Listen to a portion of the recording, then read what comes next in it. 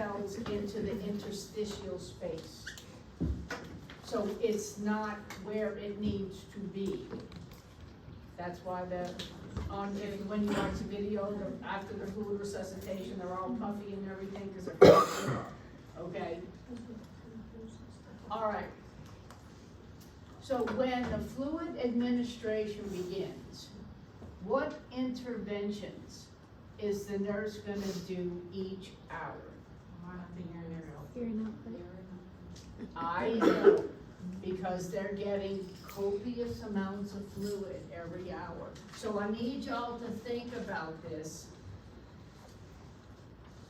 Even if the person had no comorbidities, they're still getting a lot of fluid at one time. And so we definitely need, and what do you think though that the trauma of this injury has done to their kidneys from the outside? Exactly. So it is a balancing act. There are people, if they have comorbidities like congestive heart failure or high blood pressure or something like that, you're also going to be, while we're giving them all this fluid to take care of one problem, we're juggling other problems. So they're going to be on multiple medications if they've got multiple comorbidities. And I want y'all to understand that, because even though I'm not going to waste questions on if they're on a vent, what are we going to do when I'm on a vent? But those things apply, just like with the IC regulation. Doesn't matter whatever landed them on a vent, you still got to worry about VAP and all that stuff and everything. Intake and output, you still got to look at your creatinine, your kidney function, all of that stuff. So I want you to keep that in mind, because that stuff doesn't go away. Remember, we're taking the information we learned in test 1 and before, and we're building on it in 2 and 3 and 4. It doesn't go away. We're hitting you with it over and over again, so that hopefully you start putting these pieces together, okay? So fluid administration, and then what other things that doesn't negate. We're doing INOs, but what else are we doing every hour? What do we do for everybody every hour that they're in the ICU? What is reassessed every hour? Vital signs, exactly, because we need to look at their pressure, we need to look at their heart rate, we need to make sure that even if they're on a ventilator, their O2 status is still good and all of that. And we probably answered some of these things as well, yes, while we were at it. Yes. So let's talk about the concepts, because if you know what the concept is, you know some of the interventions that go along with each concept. So what do you think of the top 5 concepts that apply to this person right now? Respiratory. Wait, what y'all? We said oxygenation. Well, airway's not a concept. What's the concepts though that go along with the airway? Oxygenation. Oxygenation. Circulation. Perfusion. We said infection. Tissue. Infection. Tissue integrity. Tissue integrity. Tissue integrity. Fluid and electrolytes. Fluid and electrolytes. That's just 5. But there's more that go along with that, but that's what y'all need to think. If y'all look at your patient condition and start looking at the concepts that apply to this person, you know the interventions or the actions that we're gonna be doing now on somebody with a oxygenation problem, with a gas exchange problem, with a perfusion problem, with a tissue integrity, with an infection, because they are ripe for infection. Okay? All right. So let's move on. All right, so it's been 48 hours. This patient's still intubated. They're receiving their IV infusion of propofol for sedation, because if you're on a vent and you have an injury, it is inhumane to sedate them without giving them pain medicine, so they're sedated and they're getting fentanyl IV on a fentanyl drip for pain, okay? Fluid resuscitation has been completed, we passed that, see, we're on 48 hours, remember how I said the fluid resuscitation is a 24-hour period, so this is like 2 days in, because they did the 24-hour fluid resuscitation, we got another day they're on, so they're in the ICU, and their urine output is at least 75 milliliters. That's a good thing, right? So who has this portion, y'all? Okay, so what phase of the burn injury have they reached now? The acute phase.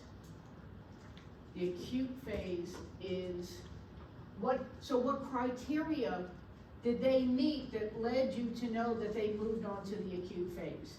The time that elapsed. Huh? The time that has elapsed. No. And Adequate urinary output. Because I'm telling you now that they're 75 milliliters per, where did it go? What's wrong? There it is. Okay, all right. Just teasing you. I guess. It's off again. Oh, it's off. Are we doing the disco of it now? I don't know. Anyway, so yes, now this person has at least, what is your formula for minimum urinary output? Milliliters per kg per hour, right? So everything's in kgs. Everything is weight, I say everything, most things in the critical care setting are weight dependent, okay?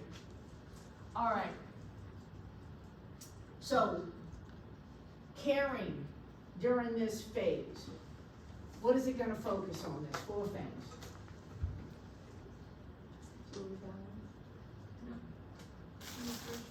We got nutrition, management, infection, inhalation. Okay. Infection. That's gonna, sepsis will kill them. Wound management, nutrition, and pain management, okay? Patients with major burns in a burn unit are going to go to, they're gonna get bedside debridement, they could get whirlpool debridement, they could get surgical debridement. Doctors call based on whatever their problem is. I just need y'all to understand that the wounds need to be debrided, going back to straight up wound care. Wounds need to be debrided to get rid of the funky tissue so that the new, good, healthy tissue can come through, right? I'm not gonna get into wound care management with y'all as far as anything specific, because again, that's gonna vary. There's a laundry list of different types of wound care that we're gonna do. But infection. So when the nurse is doing wound care on this patient, what is the most important thing you gotta remember to do? Wash your hands first.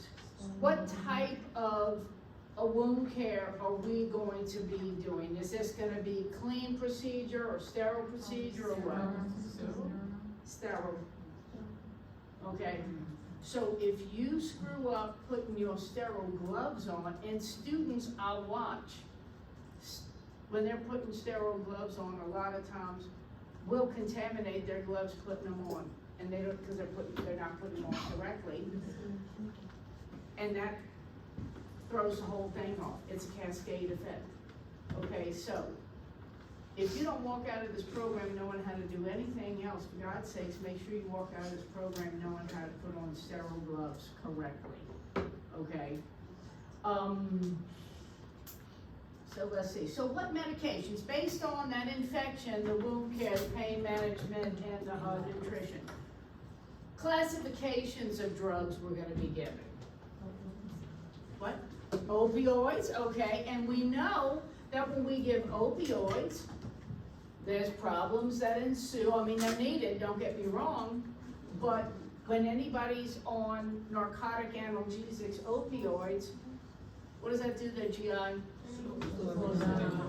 Right, so they're gonna be on Stool softener. stool softeners and a lot of this stuff. If they're intubated, they're gonna have an OG2, right? To give them some type of nutrition, and I already harped on nutrition in IC Reg. It's same thing over here. With a burn patient, it's horribly important. But going back to medication, so based on that though, what do you think, so we got narcotics that we're gonna give them. What's some other classifications of drugs they're gonna be getting, you think? Antibiotics, IV, okay.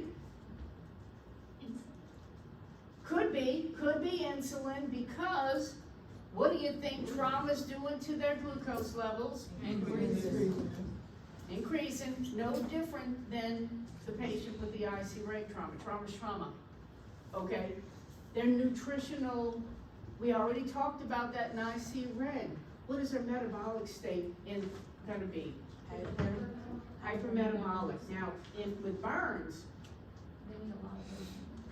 they need a lot of calories, not just protein. What are the three different categories of nutrition? The three, we got protein, carbs, and fats. So, I don't wanna jump ahead. Is that somebody else's thing with nutrition? Cause I don't wanna jump ahead. I just can't remember off the top, because we definitely wanna talk about nutrition. Nutrition kind of went with ours, with number 3 more of the priority. We do want to take care of nutrition. Okay, all right, okay. So we talked about medications, antibiotics, pain medications. What else? What do you think that the trauma does to your GI system? It slows it down, we said. So what other medications besides the stool softener? PPI, that's right. My people know about Protonics, giving it IV push over 2 minutes, mixing 10 milliliters of saline or sterile water, or whatever it says on the fixes, on the MAR to do. So these are just some of the things you're gonna be doing with these patients, right? So based on the volume received and the, what complication are we worried about this patient going into? Fluid overload, yeah. And it's got its own problems when you go into fluid, because what system is affected primarily when you go into fluid overload? Your heart, your lungs, your kidneys, all of those different things. So that's why we gotta think about, this person is a major, they got everything wrong with them. So I need y'all to understand that all of those things that you learned don't go away, they really are applying to this person, alrighty? Ms. Regan, Yes, ma'am. will they receive diuretic too? Diuretics? Yes. It could be. Again, this is a balancing act with them, because if we go through the resuscitation phase, they've got urine. Remember, after they get past the resuscitation phase, they're not getting those copious amounts of fluid anymore. Okay, their fluid volume is well enough, now they're putting urine out. So that's good. They're still gonna be on some kind of IV fluids, but it's not gonna be the amount. They're gonna get a lot of their fluids through their IV stuff, okay? They're gonna be on some type of nutritional regimen. Likely it's gonna be TPN, because if they're intubated, we're not feeding them. We may be giving them some nasogastric feedings, tube feedings, could be TPN, but both of them have a lot of glucose in them. That's why we're doing the AccuChecks on them.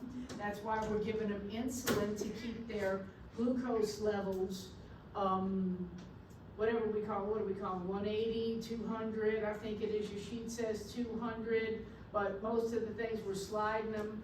Now, is that pretty well, yeah, we're all, no, there's one group, where's 115, where are y'all at? What school, what hospital? Okay, so it's LCMC. They're all pretty much sliding everybody now at about 180, huh? For your insulin? Okay, and that's across the board. I think actually there must be some kind of study that came out, and everybody's jumping on the 180 bandwagon. So, anyway, so they will be getting that, and we already talked about the priority nursing concepts related to this. So, second, and the acute phase is the longest phase that they're gonna go to. Remember, the resuscitation, the emergent phase is pretty much up to 48, maybe 72 hours. And I'm not gonna question you on how long is it. I'm not gonna waste a question on how long is it. I'm gonna be worried about what is gonna be done in that phase. So, the emergent resuscitation is where they're getting all their fluids. We gotta do all that stuff to figure out how much the fluids are going. But the acute phase is your longest phase because we've gotta treat these burns. And there's a lot of stuff that are gonna go into play when it comes to burns. And going back to nutrition, just to harp on that, protein, carbohydrate. Protein is good for what? Wound healing, okay. Carbohydrates are give us what? Energy, they need energy. And fats, a balance of fats. Used to be the, they would say just high volume of calories. But then people with burns that were getting high calories, and a lot of that was fat. Well, we all know that high fat is not good. So that's why there's a balancing act. Do I know a percentage? It varies in the literature, but you're leaning on the side of protein, carbohydrates, some fats, we'll call it that. Okay? And y'all should be knowing the difference between a food that's a carbohydrate and a protein. Your meat, your fish, your things like that are your proteins. Carbohydrates are your rice, your potatoes, all the good stuff that tastes good that's full of carbs. And fats are a combination of all of them, because some of your meat has fat in it and all of that stuff. So those lipids, I don't know if any of y'all have ever seen the IV lipids hanging. It looks like propofol, but it's fat. And it's going along with your TPM. But they usually hang the lipids overnight. All right. So, this patient's been in the burn unit for 6 weeks. They're ready to go to rehab now. Who's got this one? You? Okay. All right, folks. So, what phase have they reached? The rehabilitation phase, last phase. Now, what criteria, and this is very specific, what criteria must they reach in order to get to this phase? They're no longer acutely ill, the patient's at the highest level of functioning, and the wounds are closed. The wounds are closed. Don't mean they're healed, just means they're closed. Okay? Whether it be closed by a graft, closed by a scab, or whatever. And what do you think we're gonna be doing to them in the rehabilitative phase? Yep. PT, OT, all of that. So they're moving around a lot. It's not saying don't think that they won't get PT in the acute phase. That's the long phase, and that could go on for God knows how long. What happens if they don't start getting some PT in that acute phase? What are they gonna develop? Contractures. So they're gonna be getting physical therapy. They're just not gonna be at the extent that they will, because we gotta get their wounds healed. We gotta make sure that they're not as vulnerable for infection, because that's gonna kill them. I'm not gonna ambulate them down the hall when I'm worried about them getting an infection because they got all these open wounds going on. Okay, so does that make sense to y'all? How, in order priority, acute phase, let's get them stabilized, let's get their wounds closed, on the healing process. We're gonna do some PT on them, but not aggressively like we're gonna do when they go into the rehab phase. That's why their wounds have to be closed, because I can't do aggressive, rehabilitation on them while their wounds are open, because then they're at risk of developing an infection. Doesn't mean that they're not gonna be at risk, because they could open a wound, but we would fix that, and they would still be in the rehab phase. We're not gonna bring them back to the acute, but we're gonna focus, we're gonna prioritize. A wound starting to look bad, or it reopens, we're targeting in on that, gotta get that fixed, because open wounds, infection, kill them, sepsis, okay?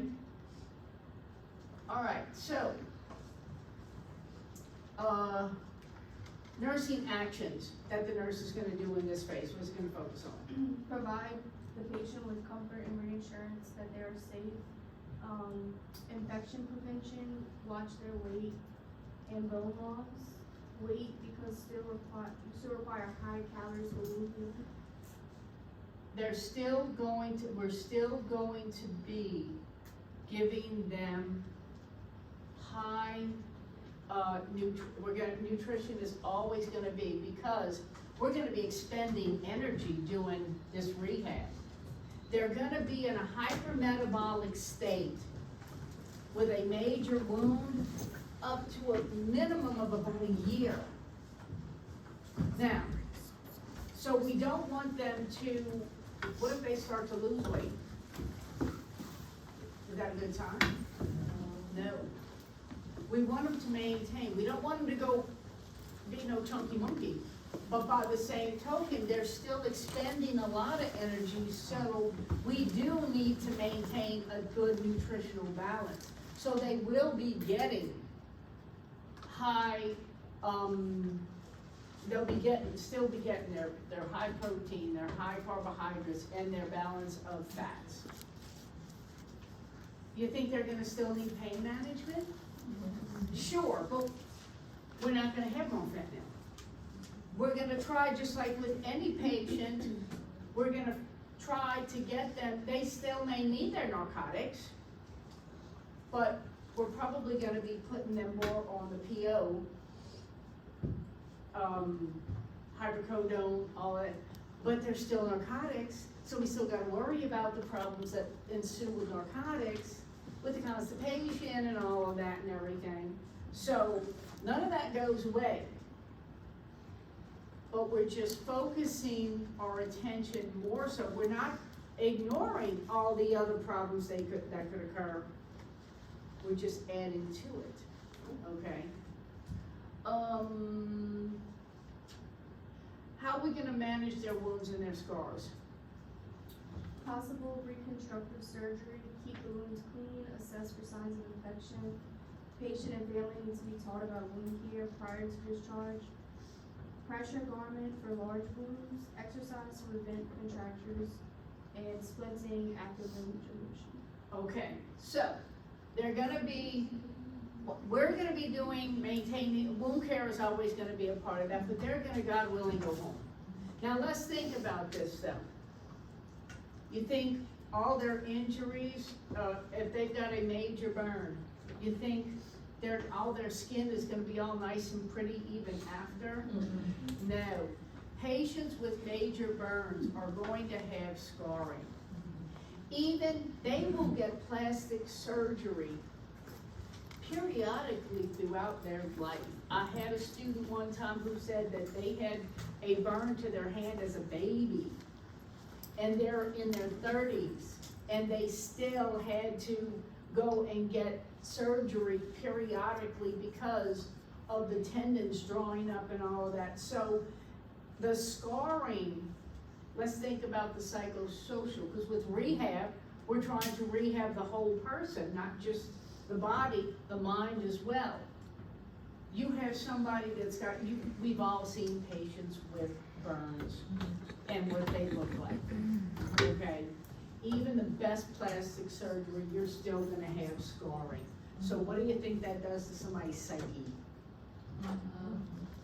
Low self-esteem. Absolutely, self-esteem, Body depression, all, I mean, people, they don't wanna go out, they don't want anybody to see them, or what if their livelihood has been affected? Because now they can't use their hands, if they had burns to their hands, and they were a mechanic, and they can't do it. Depression, I mean, just like somebody with a back injury, a chronic back injury, they go through all of that. Is there the potential for addiction? Absolutely, because we're not gonna take them up, so it's a balancing act. So you have to think about all of that when you are taking care of a patient, or they have a history of it. So it's hard to see. We had a patient last week that had chronic back pain and was asking for hydromorphone, Dilaudid, all of that, and of course, you can't just, they're just, narcotic seeking. No, this person actually ended up having cancer.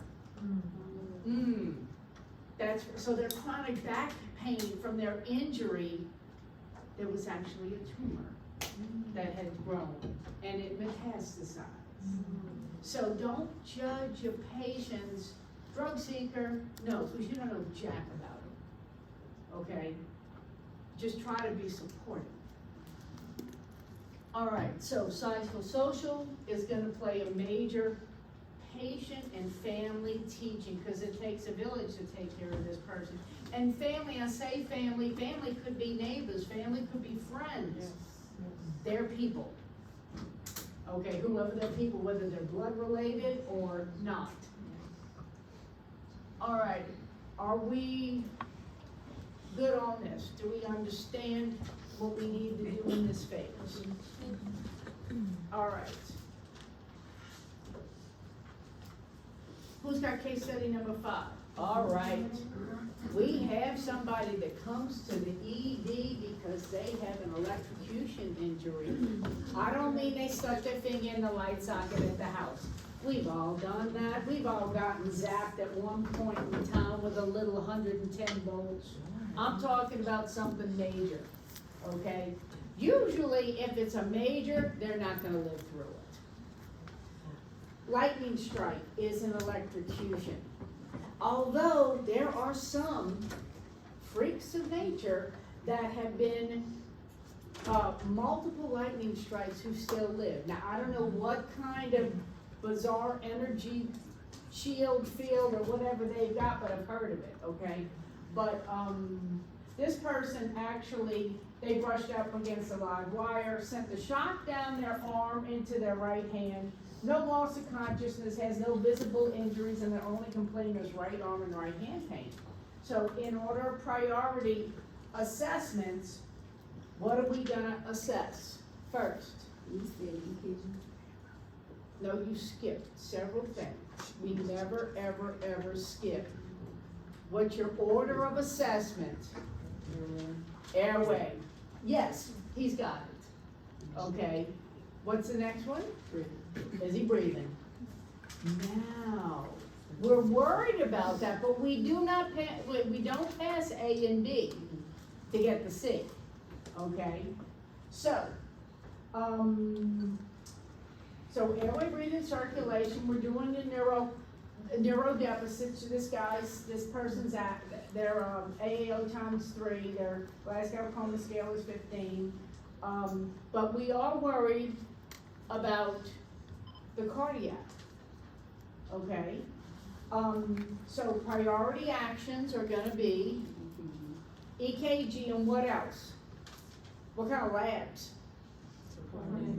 Cardiac markers, yeah, okay. Did y'all have your ACS look here on this garrison? Yeah, huh? Okay, so y'all know all about cardiac markers. Okay, all right. And why are we gonna get that?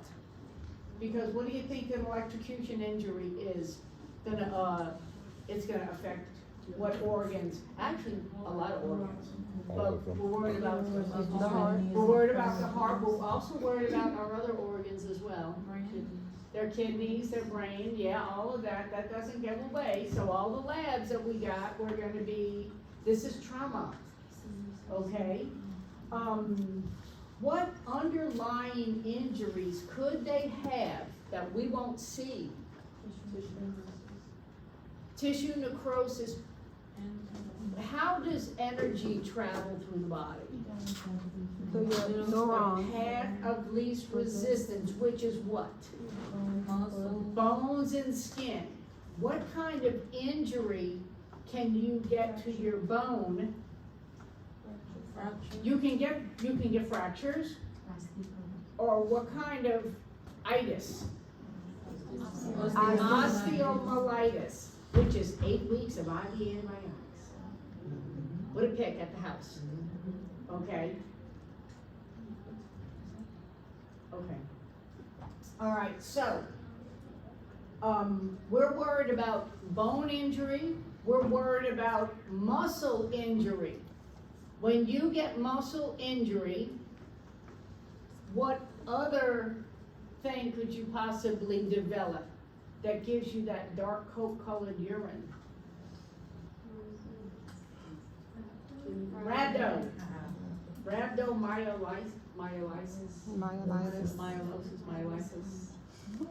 It's rhabdo, it's always cut short, so I'm going to have to look it up. Osis, it's an osis, yes. Yes, because it's exactly, just like the people that are found down after 2 or 3 days, they're in rhabdo.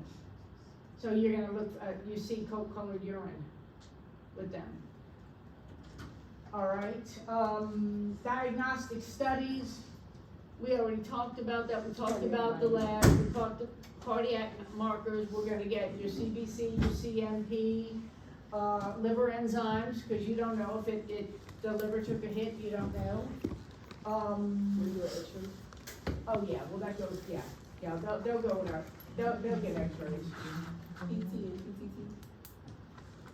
You go eggs, yes, absolutely, yeah, that kind of goes without saying, okay? All right, and concepts that are gonna apply to this patient. The same, I'm hammering it into y'all. The perfusion, the oxygenation, because you gotta think about that, when you get tissue damage, when you have all of, a lot of, just like Miss Alexis showed y'all yesterday on her big diagram, how immunity affects everything. That book, I believe that, your ICU book talks about that, and if y'all haven't gotten it, y'all can download that, if I'm not mistaken, for free. So, and you're gonna use it, so it would behoove you to download it. All right. Are we kind of clear about an electrocution injury, the big things we're looking at with that? All right, moving on. Number 6, who's my house fire? Y'all, okay. All right, this patient is in a house fire. There's regular orient and no visible injuries except they have singed eyebrows. All right, they're coughing up clear black tinged sputum. What type of burn injury did this patient sustain like that? How do I know? What's my key cue? And what else? The singed eye. If you have enough heat exposure, if it's singeing your eyebrows and you're got singed nasal hairs and you see soot, they got an inhalation in. Even being in a contained place, you're automatically going, because what are they inhaling? What are some of the, think about it, in your house. You got all kinds of plastics, you have all kinds of chemicals that when they burn, what do they emit? Toxic stuff, and we're worried about somebody in a house fire, developing what kind of poisoning? Cyanide. Carbon monoxide poisoning, Cyanide. okay? Burning Because they're plastics. inhaling that. Like the gas generators that people during Katrina and probably Ida, because they don't know any better, are running, or just with with Ida, what was the big thing with Ida, with the generators? They were still, it was too close to the house, so even though it was outside, they were still getting carbon monoxide poisoning from it. So, and does carbon monoxide smell? Can you see it? Can you taste it? No, and that's why you need to make sure that your carbon monoxide, when you turn your heater on, if and ever we get to the point that we get to use a heater again in our lifetime here in Louisiana, you gotta have your carbon, and your smoke alarm has, most everything now is a dual carbon monoxide, and yes, does it go off when you're frying something and you're burning something? Just fan it off, just like I do. Do not disconnect it, okay? That's why they tell you when you're in a house fire that you should drop down and crawl out, because all the noxious gases are hovering at the top and it's less down at the bottom, okay? All right, so obviously, what's your priority assessment? Airway, because it will breathe in hot, noxious gases and see what that does to your airway. I don't advise it, okay? Because they too could have airway swelling. They too could need to be intubated, all right? Nursing actions? Non-rebreather, 100%. Absolutely, 100% non-rebreather. Y'all all know what a non-rebreather looks like. It's got the reservoir, the bag on it. So when you hook it up to the O2, what are you going to dial up? What percentage of oxygen on the regulator are you going to dial it up to in order to get your 100%? 15, all the way up to the top, okay? All right. So we're gonna put them on a non-rebreather, all right? Diagnostic test, what labs are we drawing? The carboxyhemoglobin. Right, that's the carboxyhemoglobin, you're gonna draw that, and send that off, because that's gonna let you know whether or not they have carbon monoxide. I'm not gonna get into the whole thing about what the carboxyhemoglobin level is, but carbon monoxide attaches to hemoglobin. It makes it basically ineffective. So an O2 sat is not gonna be accurate on them. That's why we automatically give them 100% O2. Definitive treatment for carbon monoxide poisoning is hyperbaric treatment, where they get up to 400%. They'll dive them, and I say dive, they're not going anywhere, but it's called the dive. I've worked in hyperbarics before, so I've had many a patient that I've taken care of with carbon monoxide poisoning. Just like the divers, they get the nitrogen bubbles and have to get, they have hyperbaric chambers out on rigs. But anyway, so they're getting the copious amounts of O2 because you have to give them that extra O2 to get rid of that, the carboxyhemoglobin that's sitting on your hemoglobin, rendering it ineffective. So it's a gas exchange issue. Okay? Did you have a question? Oh, your distraction. Okay, all right then. So concepts. Did we have any? Are they pretty much kind of the same as far as your? Well, we had gas exchange to it. We got gas exchange, oxygenation, perfusion because of swelling. Okay, all of these things. It's a building block of things. All right, so they all come into play. All right, and the last thing we have to do, I believe, is number 7. Who's my number 7?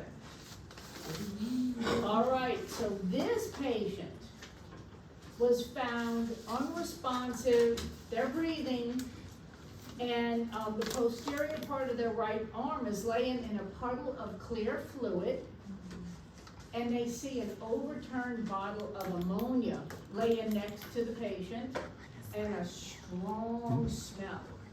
The family called 911, the patient woke up before This EMS need to got be there and graduated. told the family, I must have inhaled the ammonia and fainted. How many of y'all smelled ammonia before?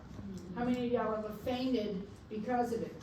I've had patients that fall down and go boom and have a head injury because they were cleaning the bathtub with ammonia with the door shut, so there's no ventilation. Nobody said everybody's smart. So there's no ventilation, and they fall down and go boom and hit their head on the bathtub. And they're on Electrocution. Sure, why not? Okay? Bathtub's easy to rinse So, out. with this particular patient, what type of burn injury do they have? Chemical. They could have chemical, okay? Not only did they inhale the chemical, but they got their arm laying in ammonia. So they could also have a, thermal burn. 2 for 1. Did Dee say that and y'all didn't believe her? No, that's not Okay. it. Yeah. I said that. We Yeah. all, Oh, and they're a diabetic. see, and I I said said diabetic. And they're a diabetic, so let's add insult to injury, because you know everybody in southeast Louisiana has diabetes at one point in time, right? And high blood pressure and everything else. So anyway, they have this partial injury, it's not enough though to send them to the burn unit as far as their total body surface area. But by the way, what would it be? 4.5. 4.5, that's right, but we wouldn't need to give them copious amounts of fluid, but we would, how do you treat that wound initially, what would you do? I heard you talking about it. Yes, Yeah, that you have was to it. counteract the, Neutralize it. yeah, the base. Right, but initially, You You could rinse it. Rinse it. rinse Yeah. it with water, just like if you get chemicals in your eye, if you got nothing else. Water, and I think, did y'all have eye injuries yet? You will with, Miss, Bezos, I think. All right, actions, we talked about, rinsing it with water. If they're a diabetic, Checking, like, we said the pre-existing conditions. you need to consider their pre-existing conditions, no matter what they are, so they're likely, their blood sugar's gonna be up, we'll probably have to give them some insulin or whatever. Gotta make sure their airway's good too, because you know how long they've been laying there, breathing in that bleach. Exactly. Do not go out of order. If they woke up and they're talking to me, then I'm assuming they're having a patent airway, but I am still concerned. About neuro, because you don't know if they hit their head. We don't know, well, that's why, so we're gonna have to, that's why we don't deviate from our airway, breathing, circulation, neurodeficits, and exposure, okay? And priority concepts, we kind of talked about some of those already. We're looking at the burn, we're looking at the neuro, we're looking at the inhalation, and then we're looking at any other type of trauma that they might have sustained. All right, so that is it. We went through every which way but Sunday, kind of burn, upside down, inside out, and how to treat it. Your job is.